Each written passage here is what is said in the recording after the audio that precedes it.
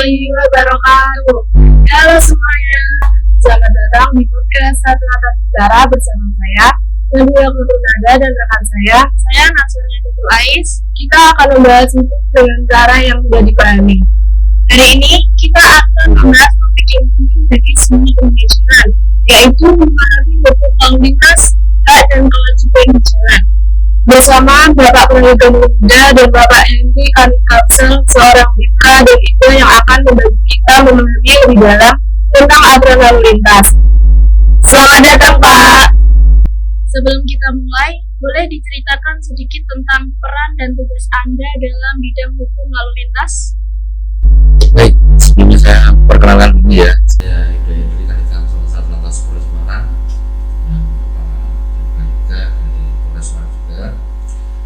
Jadi, saya di sini adalah berperan menjadi kanit ya, jadi Kamsel adalah keamanan dan keselamatan bagi pengguna jalan terutama karena di bidang lalu lintas. Ya. Jadi peran saya di sini mencegah sebelumnya terjadi kecelakaan lalu lintas, upaya-upaya preventif dari Satlantas itu yang kita kedepankan. Mbak Ika, untuk tambahan ya Mbak, untuk di dunia kepolisian ada yang namanya kejahatan jalanan.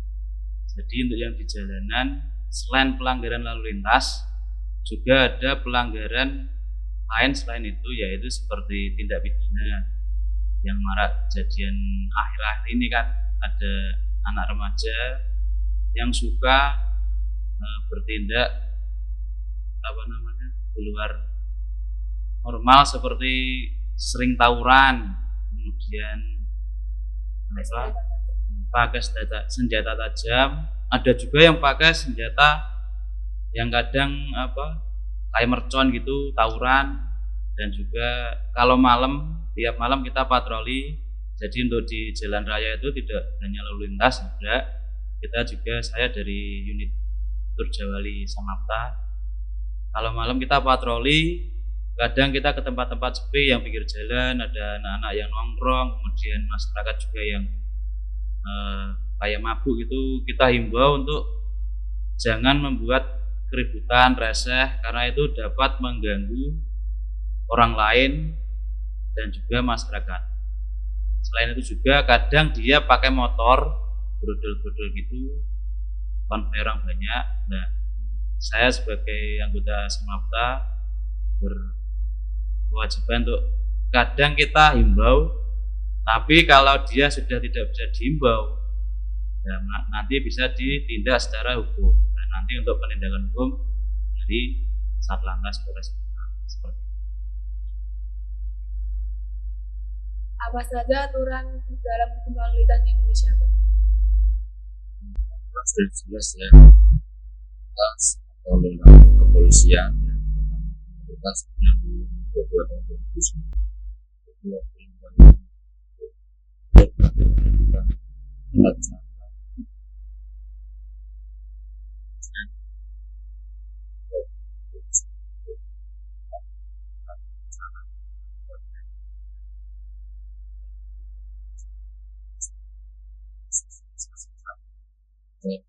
jalan ini aktif berlalu lintas. Dalam praktiknya, pelanggaran apa yang paling sering terjadi di jalan? Kalau pelanggaran banyak sekali ya, karena anak sekolah di Cari Semarang. Iya. Saya cuma sini ya, salah satu contoh ya kecil, paling kecil ya kecil. Ini masyarakat itu kan contoh ini hanya saya sekolah di tempat kampung padahal rencana komunitasnya setiap orang yang itu sangat kecil dan kelengkapan bisa spion, plat nomor, ya kelengkapan knalpot dan knalpot yang harus sesuai standar atau sesuai dengan spek ketentuan jadi sepele.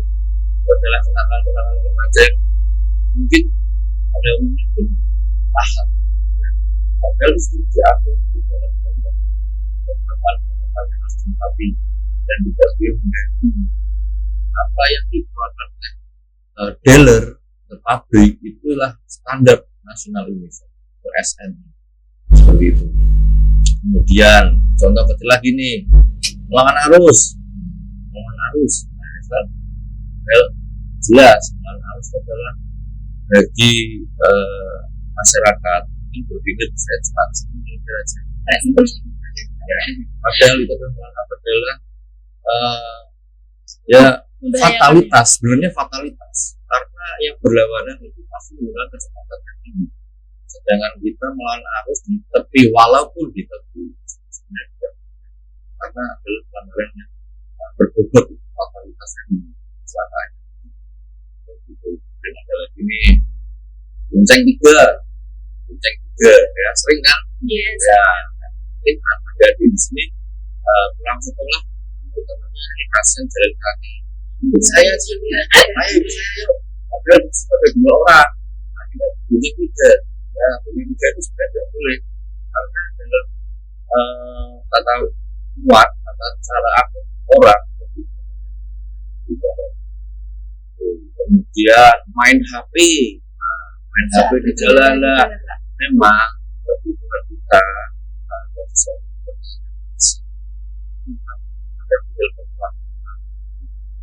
itu alangkah baiknya ya di sini mana ya terus yang lain pada fakultas itu adalah alkohol ya. Jadi berkendara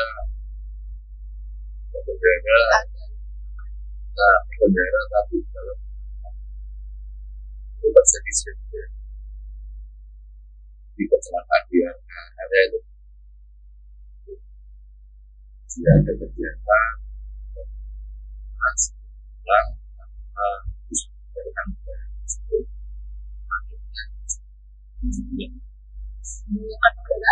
jelas sebelum juga berarti sendiri di orang lain. Kalau boleh tahu apa saja Pak konsekuensi hukum bagi pelanggar? Gini, dalam hukum pidana ya, ini saya ngomong secara umum. Dalam hukum pidana itu ada beberapa konsekuensi tergantung dengan tindakan yang dilakukan oleh si tersangka itu. Pertama adalah bisa kena denda. Seperti ditilang itu kan kita kena denda. Kemudian ada namanya tindak pidana ringan. Itu adalah aturan di mana kalau pelanggaran atau kejahatan di bawah ancaman hukumannya di bawah 3 bulan dan dendanya kalau zaman dulu 7.500, cuma sekarang sudah sampai 12.000 itu kena tindak pidana ringan, itu denda. Nah, kemudian ada lagi yang namanya penjara, hukuman badan. Kalau dalam konteks lalu lintas, selain pelanggaran lalu lintas kan ada kecelakaan juga. Itu ada seumpamanya ada yang kena luka atau luka ringan, berat ataupun meninggal, itu ada kena hukuman penjara, hukuman badan. Seperti itu. Dan juga ada nanti bila mana dia tabrak lari atau gimana bisa kena kayak suruh mengganti kerugian seperti itu. Jadi untuk hukuman di pidana ya, kalau polisi kan cuma pidana, itu hanya denda dan juga penjara. Kalau di atas 1 tahun namanya penjara, di bawah 1 tahun kurungan, tapi sama-sama masuk di penjara. Nah, ya di penjara di sel. Itu yang nyidik nanti di polisi, setelah itu ditimbakan kejaksaan dan juga vonisnya terakhir pengadilan, seperti itu. Jadi hukuman, tapi ada juga ya, kita juga lihat-lihat kalau dia tingkat kejahatan atau pelanggarannya masih bisa dikatakan ringan, kita kasih teguran lisan. Di lalu lintas juga ada teguran lisan. Jadi tidak semua harus secara hukum di teguran tertulis. Ada juga lisan, kayak ada yang lawan arus. Cuma kalau baru mau kayak di sini kan di alun-alun kadang ada yang sana ke arah selatan. Itu kita himbau jangan kalau ada tulisan dilarang sana.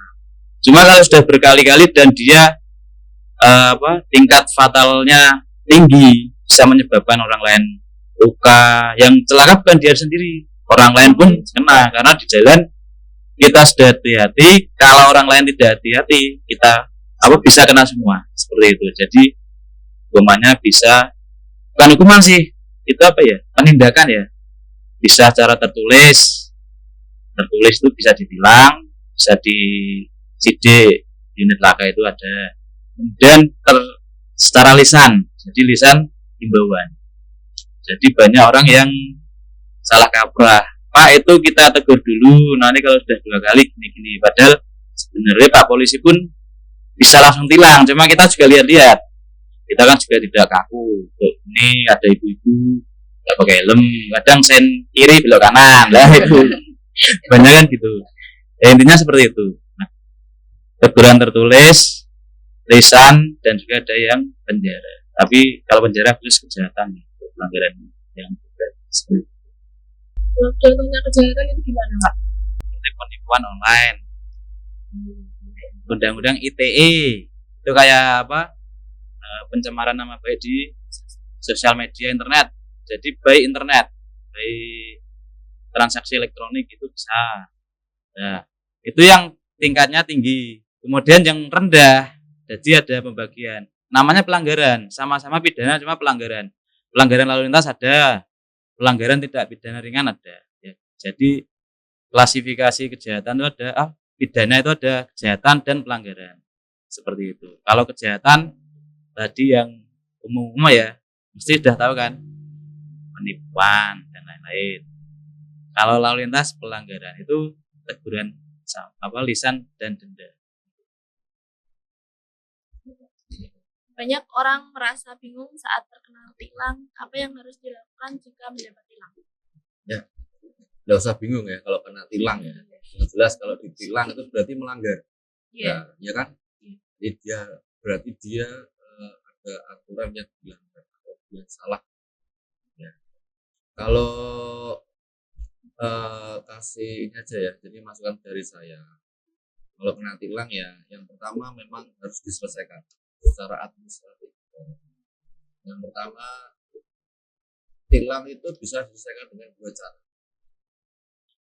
Yang pertama itu secara manual, nanti yang pelanggar ini atau yang kena tilang bisa langsung mengurus di pengadilan atau kejaksaan sesuai dengan domisili daerah masing-masing. Ya, nah, itu yang pertama. Kemudian pelanggar atau yang ditilang ini bisa mengurus secara elektronik. Ya, dalam arti elektronik adalah pengurusan di bank atau menggunakan Briva. Nanti kalau sudah dapat nomor Briva dari petugas, silakan untuk pelanggar ini membayarkan di teller atau ATM terdekat. Nanti ketik aja Briva. Kalau ke teller ya bilang aja mau bayar Briva. Ya. Setelah itu dapat struk pembayaran. Nanti pelanggar bisa kembali ke petugas yang menilang atau kantor Satlantas yang penilangan tersebut. Kemudian ditukar barang bukti. Nah, seperti itu. Itu salah satu mungkin biar nggak bingung teman-teman. Pak, saya sudah ketilang. Bicara gimana nih Pak? Sering susah kan? Tanda tanya juga nih, bagaimana nih? Nah, kalau memang mendesak surat itu harus dikeluarkan, berarti kita pakai opsi yang kedua, itu bayar ke bank, bank ya, bukan ke operasi ya. Bank. Ya. Sekarang bisa lewat transfer juga bisa lewat banking ya. Jadi nanti struknya itu setelah dapat struk pembayaran elektronik itu dicetak. Nah, setelah dicetak nanti dibawa ke petugas kembali untuk ditukarkan barang bukti yang ditahan. Seperti itu. Ya. Bagaimana dengan korban kecelakaan, Pak? Apa perlindungan hukum bagi mereka? Bagi korban kecelakaan perlindungan hukum jelas ada ya. Karena Ini beda konteks ya dengan penilangan atau laka lantas, dengan laka lantas ya. Jadi laka lantas itu hak-hak itu tetap dikasihkan, yang pertama adalah jasa raja. Iya. Itu ada, tapi nanti kita kupas lagi ya. Jasa raja itu klasifikasi di dalamnya juga ada. Oke. Di cuaca panas kayak siang bolong gini, bikin kita gerah, bau, haus, dan bikin mood kita jadi bete. Tapi selama ada Olate, hidup jadi lebih nyegerin. Minum Olate bisa bikin mood kamu naik lagi di cuaca panas kayak gini. Rasakan sensasi kesegaran yang sejati. Say Olate, feeling lovely with Olate. Banyak orang merasa bingung saat terkena tilang. Apa yang harus dilakukan jika mendapat tilang? Nah, tadi sudah saya jelaskan ya. Iya. Jadi di segmen kedua tadi tilang itu ada tilang manual, ada tilang elektronik. Kalau tilang manual pasti adik-adik sudah pernah ketilang nggak? Belum ya? Pernah, Pak. Kalau tilang manual itu adik-adik dapat surat tilang secara resmi. Jadi waktu pelanggaran diberikan petugas, kemudian adik-adik dapat surat tilang. Dan itu tadi saya jelaskan tadi, jadi pengurusan di kejaksaan atau di bank. Kemudian kita menggunakan juga ada namanya tilang elektronik atau ETL, Environment Traffic Law, ya, enforcement.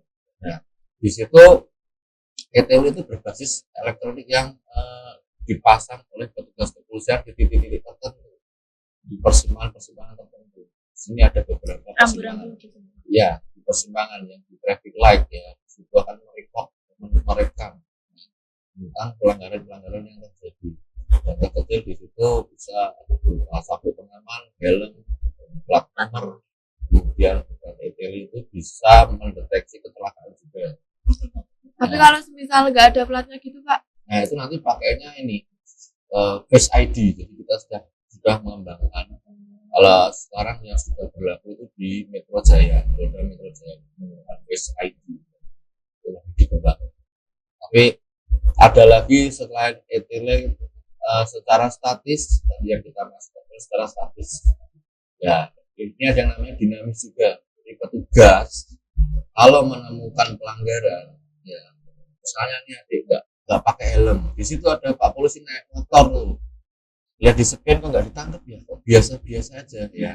Nah, padahal petugas itu mengeluarkan HP dan merekam atau memfoto pelanggaran yang dilakukan oleh masyarakat. Di situ adik nggak tahu kalau itu sudah ketugas lewat elektronik. Ini dapat surat konfirmasi dari kepolisian. Dan kata pengurusannya sama kayak tadi. Setelah konfirmasi selesai, nanti benar nggak ini saya? Kalau ini benar, berarti harus menyelesaikan administrasi seperti denda berupa tilang. Tapi kalau udah beberapa tilang gitu, Pak, gimana? Bisa. Beberapa kali gitu loh. Bisa. Jadi ini adalah kita dari Korlantas Polri itu sudah menambahkan aplikasi namanya TAK. Jadi ada beberapa pelanggaran, terutama pelanggaran yang fatalitasnya tinggi, itu SIM kita bisa cabut. Termasuk beberapa kali melanggar di situ. Ya. Ini belum kita laksanakan di wilayah, cuma masih di dalam percobaan di Metro Jaya. Di situ terlihat begitu kita scan barcode di dalam SIM itu terlihat beberapa kali pelanggaran yang tinggi. Kalau sudah 3 atau 4 kali, kita akan cabut SIM. Kalau dicabut SIM-nya terus gimana, Pak, itu? Kalau dicabut SIM jelas sudah punya SIM. Nah, terus Dalam pengurusan sudah nggak akan bisa. berarti udah nggak bisa. Nggak bisa. Kalau itu memang pelanggaran fatalitas, langsung saja.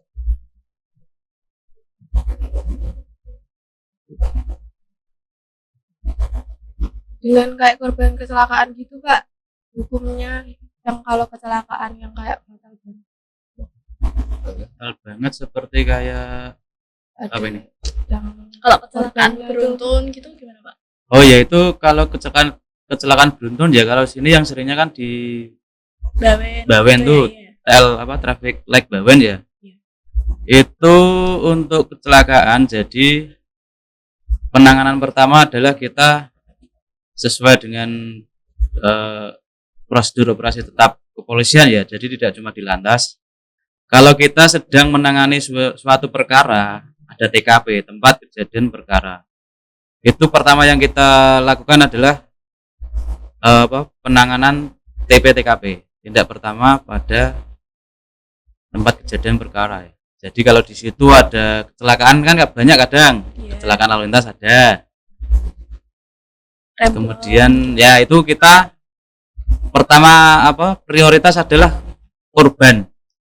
Jadi kalau di situ ada korban yang masih kita hidup itu, kita prioritas pertama kita bawa ke layanan kesehatan terdekat atau yang bisa cepat ambulan masuk, atau kita tidak pakai mobil patroli, baik itu polisi umum atau lantas, siapapun yang di situ, Pak Polisi yang lewat.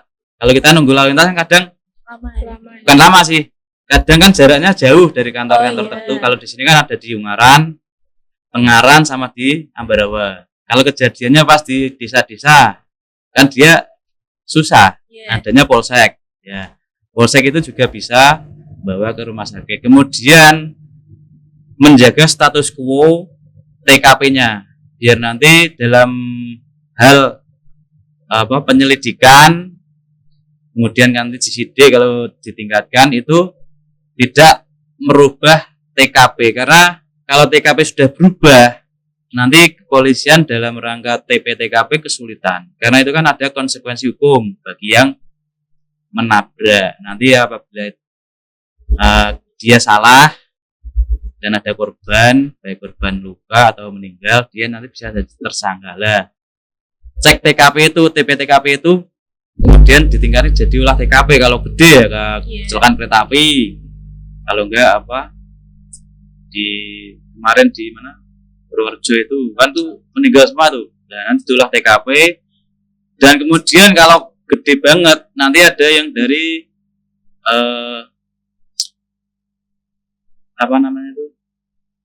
di Jakarta kayak kejadian yang kecelakaan kereta terus pesawat ya. Itu ada yang ngecek gitu kayak KNKT ya, ada kan, Komisi Nasional Kecelakaan Transportasi itu ada. Jadi tingkatannya seperti itu. Intinya kita dalam hal kecelakaan, polisian berlaku sebagai penindak secara hukum ya. Nanti kemudian korban bisa dapat santunan apabila ada kejadian. Jadi kecelakaan juga bukan serta merta hanya lalu lintas. Kecelakaan bisa karena bencana, ya ketimpa pohon, ketimpa reruntuhan gitu bisa. Itu ada beberapa. Jadi di sini ya saya menambahkan, di kepolisian itu ada beberapa fungsi yang diemban ya. Pertama, kalau di tempat kita polisi itu masuk dalam segala hal, dan mungkin segala lini kehidupan di Indonesia itu pasti berhubungan dengan polisi. Contohnya besok kalau lulus cari kerja, ada ya. Naik motor SIM polisi juga, nanti registrasi kendaraan polisi gitu. Jadi di sini kita tidak hanya menekankan kepada keselamatan lalu lintas, juga himbauan dari kepolisian agar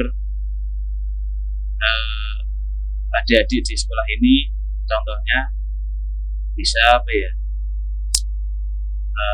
mentaati semua peraturan yang berlaku, karena nanti ujung-ujungnya juga nggak polisian ya ujung-ujungnya nanti untuk kita tidak boleh melanggar hak orang lain. Kalau kita sudah hati-hati, orang lain kena. Kalau remblong gitu sampai tidak. Nah, kalau remblong ya tergantung juga relatif.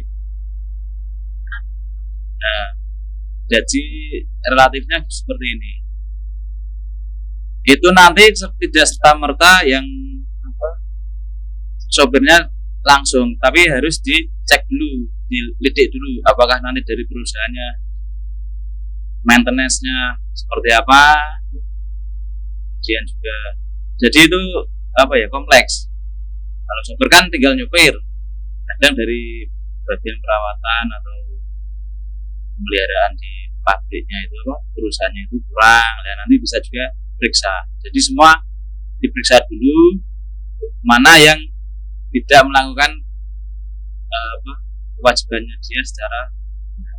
Dan nanti dari pemeriksaan itu dan keluar unsur-unsurnya terpenuhi enggak, si ini Pak Supir apakah dia mabuk atau ngantuk. Kemudian kalau seumpamanya fungsi pengereman tidak berjalan, nanti bagian pemeliharaan. Dan lagi ada tonasenya terlalu berlebihan, nah itu nanti banyak. Jadi nanti bisa beberapa hal yang diperiksa. Kalau kecelakaan lantas langkai.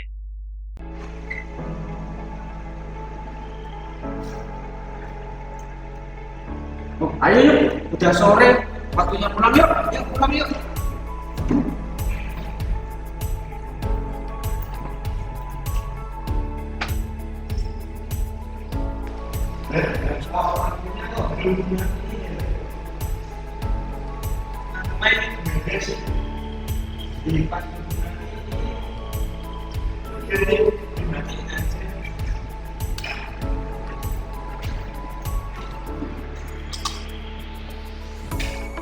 Yuk, lebih bisa jurnalistik saat di sekolah. Bagaimana pengurusan jasa rental? Ya, jadi kecelakaan itu Iya. pasti seperti buat musibah. Jasa rental adalah instansi saya belakang secara negara. Jasa rental jadi dalam lantas sudah pernah jasa rental tapi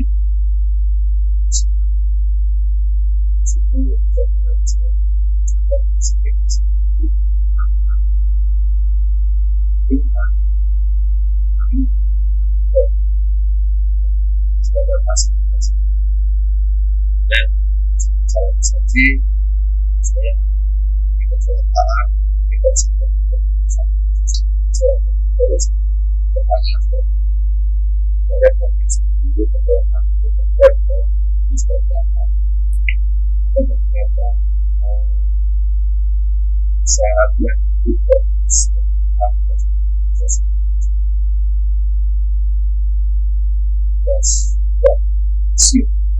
bisa diam dan jalan isi dan syarat utama untuk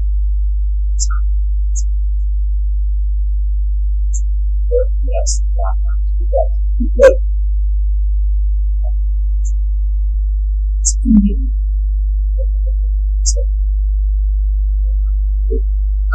ini alkohol jadi tidak dalam alkohol keras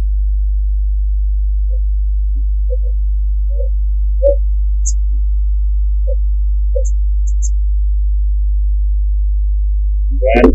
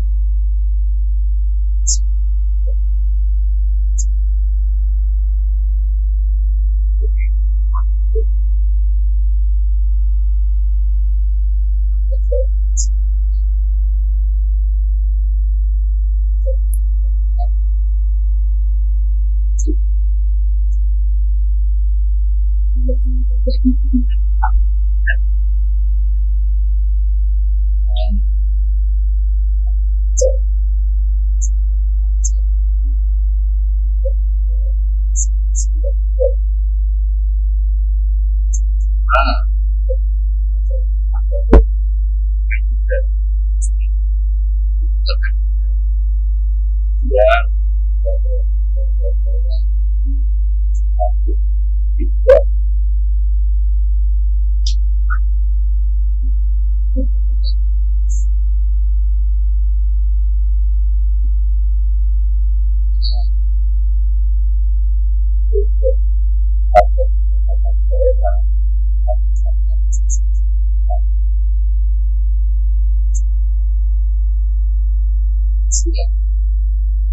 ya dari Indonesia sendiri kalau aja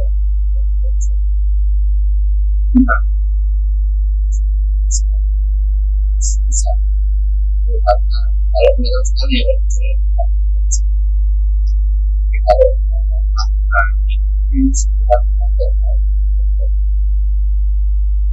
Pendidikan itu gimana Pak? Kita nah itu menggunakan kalau bisa kita ngomong bisa kita sim sebenarnya kalau pajaknya tahun itu masih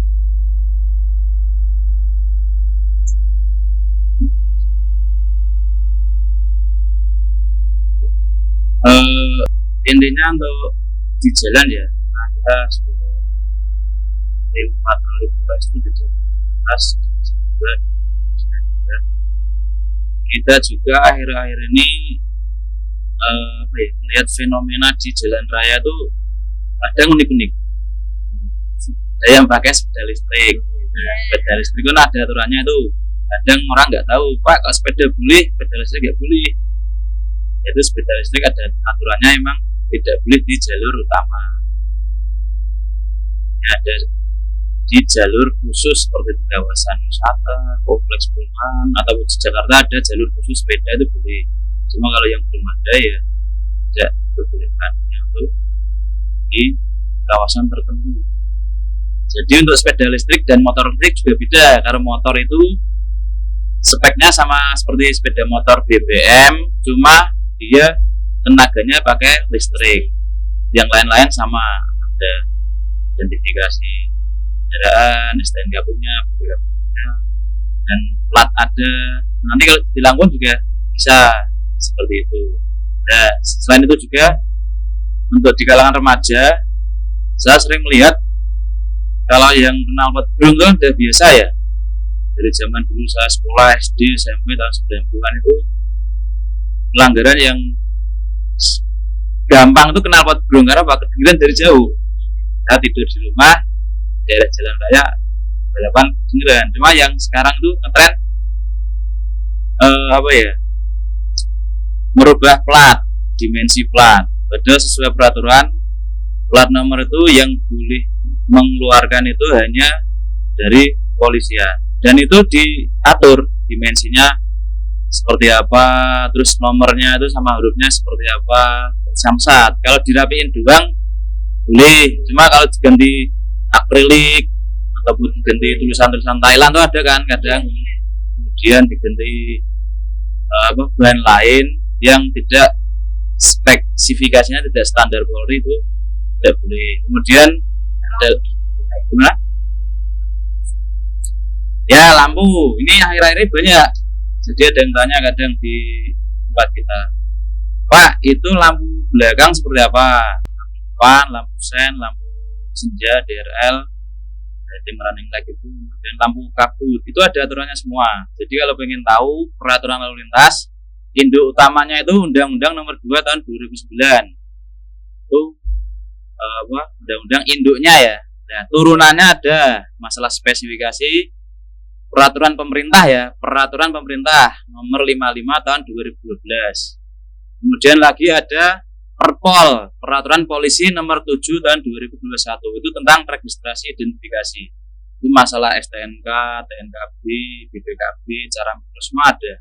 Nah, bagi adik-adik yang pengen kepo masalah itu ya, karena saya lihat tuh kalangan generasi milenial Z gitu ya. Kalau milenial kan saya 90-an awal sampai 2000. Itu kadang kalau naik motor itu asal. Jadi asal naik motor ke jalan tanpa mematuhi peraturan yang ada. Contohnya sepele ya, lampu depan dibuat merah, padahal lampu merah itu mungkin standar di dunia itu untuk lampu belakang. Nah, kemudian juga lampu rating itu lampu sen ya, kadang ada diganti warna lain, biru, hijau, nggak kuning ya. Itu kan kita yang di depan atau belakang bingung, ini lampu apa ya, apakah ini lampu cuma aksesoris atau lampu petunjuk, padahal itu ada aturannya. Kemudian lagi masalah apa ya, kenapa sudah lampu belakang itu harusnya merah Pak. lampu belakang di mana-mana di dunia. Kalau kamu lihat TV ya, sinetron apa film-film Eropa, Amerika, itu lampu merah belakang merah, dan itu tidak kedip-kedip ataupun running spesial ya, itu standby, mode standby. Kalau posisi jalan pun merahnya ada semi transparan. Kemudian kalau direm merah gelap gitu. Dan juga yang sekarang unik, kadang kita pakai lampu fog kabut, cuma kadang tidak menghidupkan lampu utama kalau malam. Nah itu ada aturan juga, kalau malam itu kendaraan bermotor apapun, baik mobil atau sepeda motor, harus menghidupkan lampu utama. Karena lampu fog itu sifatnya hanya lampu pembantu kita dalam situasi tertentu seperti kayak kabut, hujan, atau tidak terang sekali itu. Nah, dan itu juga kadang ada ya aksesoris yang tambahannya terlalu banyak. Nah itu pelanggaran kadang ada, karena kita ikut klub terus tambahin nah itu bisa mengganggu keselamatan di perjalanan, itu bisa dibilang juga. Lampu depan itu warna putih Pak. Lampu depan seperaturan pasal 23 PP 5512 harus putih atau kuning ya. Di situ ada aturan di pasal 23, coba di browsing. Lampu depan baik utama ataupun lampu utama baik dekat ataupun jauh itu harus kuning atau putih. Kemudian lampu belakang merah, lampu sen kuning atau orange. Nah, untuk lampu yang boleh running atau sequential itu lampu sen aja. Kan ada tuh pabrikan mobil-mobil terkini seperti Audi, BMW, Mercedes tuh lampu sennya running kayak lari gitu kan. Kayak di bis-bis itu ada. Nah, kali itu boleh. Kalau selain itu kita bingung nih. Kita lihat mama pakai rem jalan. Dia kadang kedip-kedip, kadang enggak. Kita bingung tuh. Dia ngerem apa jalan ya? Kita sudah buntuti dari belakang, ternyata dia ngerem tuh kena. Nah, gitu. Maka dari itu kan kadang banyak orang yang menyepelekan hal, bukan sepele sih, itu hal hal yang penting di jalan. Lampu sepele sebenarnya, cuma itu adalah kode. Karena kendaraan itu tidak bisa ngomong. Kalau bisa ngomong, saya mau ke kanan, enak. Ya kan nggak ada tuh. Kita tahunya ya kode itu. Tapi sekarang kadang anak-anak remaja itu tidak tahu arti penting dari lampu, karena Pak ini kan dijual di toko aksesoris, berarti boleh. Itu juga salah kaprah. Harusnya seperti ini. Tidak semua yang dijual di toko onderdil atau aksesoris itu layak di jalan. Contohnya ya, knalpot blong yang tidak sesuai spek, kan ada desibel tuh, di bawah 80 cc berapa, di bawah 104 cc berapa, di atas itu berapa desibel, itu ada aturannya. Itu kadang ngangger asal pakai, dan nanti di jalan, Pak ini kan yang jual boleh, kenapa ditilang lah? Itu adalah cara berpikir, pola pikir yang salah. Kemudian lagi, ini pakai uang saya sendiri, kenapa diatur lah? Untuk aturan itu berlaku untuk semua pengendara. Jadi sama seperti kita, Pak Polisi juga pun taat aturan. Kita di jalan ngasih tahu orang, tapi kalau kita sendiri tidak taat kan malu kan. Ya, selain itu juga kadang juga ada yang menyepelekan gitu. Balapan di jalur utama. Di sini Mijen. Itu ada banyak tuh dari zaman saya SD, SMP mungkin kecelakaan di situ. Sampai sekarang ada juga. Itu regenerasi. Nah, himbauan dari kami kepolisian, baik dari lantas ataupun polisi lain, hindari, kalau anak-anak ya ini remaja ya, di sini konteksnya remaja, hindari bepergian malam hari yang rawan terhadap tindak pidana, karena kita tidak tahu di jalan itu seperti apa. Banyak yang bertanya, Pak, kalau kemarin ada yang di jalan pakai senjata itu gimana punya? Jadi untuk pemakaian senjata kan kadang ada tuh anak-anak kumpul konvoy dia pakai senjata apa. Ini di luar konteks lalu lintas ya, tapi tetap dalam ranah fungsi kepolisian. Itu anak-anak itu namanya anak yang berhadapan dengan hukum karena belum cukup. Tapi manakala dia sudah melakukan tindak pidana yang menyebabkan korbannya sampai luka atau meninggal ya, dia bisa dihukum. Nanti ada prosesnya sendiri di reserse, terutama di PPA itu. Apakah dia pakai senjata, nanti dikenain pasal darurat itu pakai senjata. Kemudian ada juga yang lain-lain, contohnya kayak perkelahian, kan ada tuh kelahi di jalan, tantang-tantang medsos, dia nggak tahu tuh kena sabetan senjata itu gimana. Ya seperti lantas juga, dia nggak pakai helm, balapan di alun-alun Bundaran itu di exit tol. Nah itu tiap malam minggu kita patrol terus, terutama saya kan kadang gitu, kalau lintas kan kadang di jalur utama ini, Jen, dari Jil itu kita setiap malam patroli dari Polres Semarang tuh, setiap malam patroli rutin dari mungkin jam 9 sampai jam pagi ya, jam 1 2 gitu. Kita sisir anak-anak, kalau kita ketemu kalau yang masih bisa diimbau jangan melakukan hal-hal yang aneh seperti kayak mengganggu lalu lintas orang lain. Kan ada tuh, ada motor yang dilempari kayak apa ganggu dia pas jalan. Kita himbau tetap jangan mengganggu, karena apa? Orang lain pun punya hak berjalan atau berkendara di jalan raya tanpa diganggu orang. Nah itu tugas dari kami dari kepolisian Polres, menjamin keamanan dari para pengguna jalan, terutama pengendara ya, kendaraan motor, agar tetap aman di jalan. Karena akhir-akhir ini marak terjadi kejahatan jalanan ya, gara-garanya seperti itu. Anak-anak pada gabut di rumah, gak ada kerjaan, keluar nongkrong, nanti ada ide-ide jelek, namanya oke yuk kita ke sana sini lah. Nanti kalau sudah sampai ditangkap polisi, orang tuanya yang repot, seperti itu. Jadi kita kemarin kadang pas lebaran kemarin ada perang sarung, terus sepele, cuma perang sarung. Zaman saya dulu cuma sarung belum Mbak. Cuma kalau sekarang, karena anak-anak sekarang terpengaruh medsos, dikasih benda tajam atau tumpul ya, batu, bir atau yang lain besi-besi gitu. Itu kalau kena kepala ya tahu sendiri kan.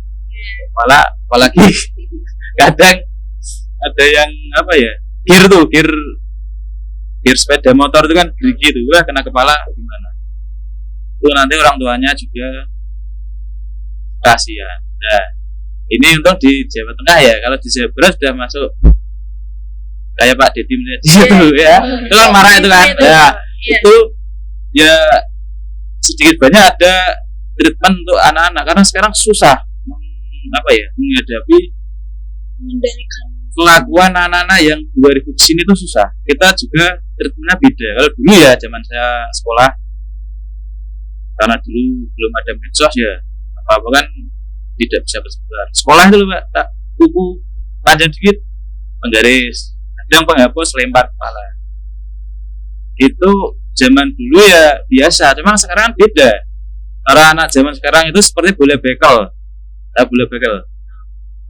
Semakin dikerasi, semakin dia nanti tidak bisa masuk arahannya kita. Jadi treatmentnya kadang kita kasih treatment secara lunak, secara kooperatif itu. Kadang kita kita kasih sesuatu ini, kita kasih makanan biar besok tidak mengulangi. Tapi kalau masih mengulangi lagi ya itu kebangetan. Itu treatment pertama. Tapi kemudian kalau ada yang menjurus ke kejahatan seperti kayak udah pakai parang, senjata itu ya beda lagi, itu treatmentnya beda.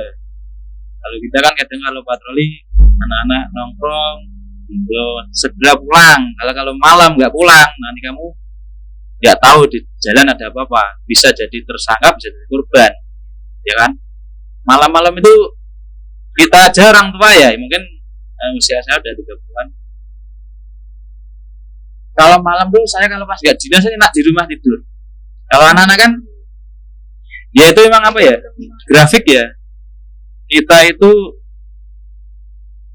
kalau masih muda grafiknya gini, itu tenaga tinggi banyak tapi acara rendah ya, seperti adik-adik ini kan acaranya sedikit, jadi kadang bingung menggunakan tenaga untuk apa. Kalau untuk positif seperti ini buat podcast atau apa boleh, cuma kadang yang negatif, pertama merokok jalanan, kemudian meningkat jadi minum nanti narkoba, itu apa fasenya seperti itu. Nah kalau udah umur seperti saya itu tenaga mulai menurun tapi acara mulai tinggi banyak, nah gitu ya. Kalau saya juga berpesan kepada adik-adik, saya pernah muda, nah usia sekalian, usia berapa sekarang? 17 ya, 17 tahun. Saya 17 tahun SMA kelas 3 mungkin, 2, 3. Saya berpesan adik-adik ini tetap harus berubah, tidak mungkin gini terus. Saya pernah seusiamu dan saya sekarang sudah mau 36. Waktu cepat berlalu ya. Intinya waktu cepat berlalu. Kalau kamu sekarang tidak melakukan apa yang menjadi cita-citamu mulai sekarang, nanti kamu akan menyesal. Tidak harus jadi yang terbaik, tapi harus berubah menjadi baik. Ya, tidak harus jadi terbaik, jadi nomor 1, jadi ranking, enggak. Harus menjadi berubah. Karena apapun itu tidak akan bisa mengubah selain dirimu sendiri. Jadi Pak Henry apakah ada pesan untuk masyarakat tonalitas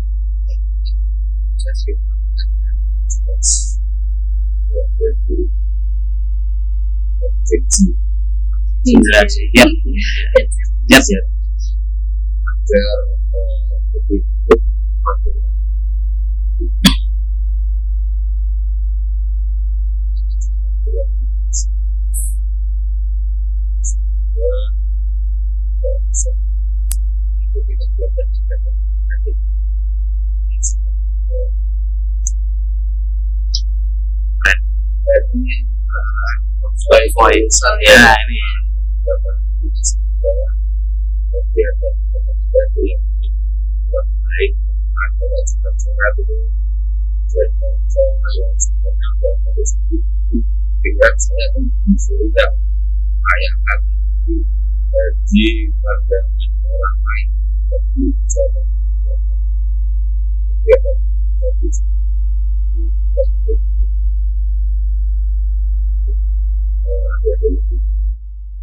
selektif lagi kegiatan-kegiatan luar biasa. Ya, kita berbagai masih panjang, terus jangka dan juga masih panjang, dan tentunya berpikir serius sebelum melanggar. Saya seperti ini, kalau saya melanggar, saya terjadi kecelakaan seperti itu. Bisa sebutkan kalau saya kembali mengatakan tapi taat berlalu lintas jalan tanpa keselamatan terbaik bagi Terima kasih banyak Pak atas penjelasan yang sangat lengkap ini. Semoga teman-teman yang mendengarkan bisa lebih paham dan taat hukum saat berkendara. Sampai jumpa di episode berikutnya. Tetap patuhi aturan dari berkendara dengan bijak. Terima kasih.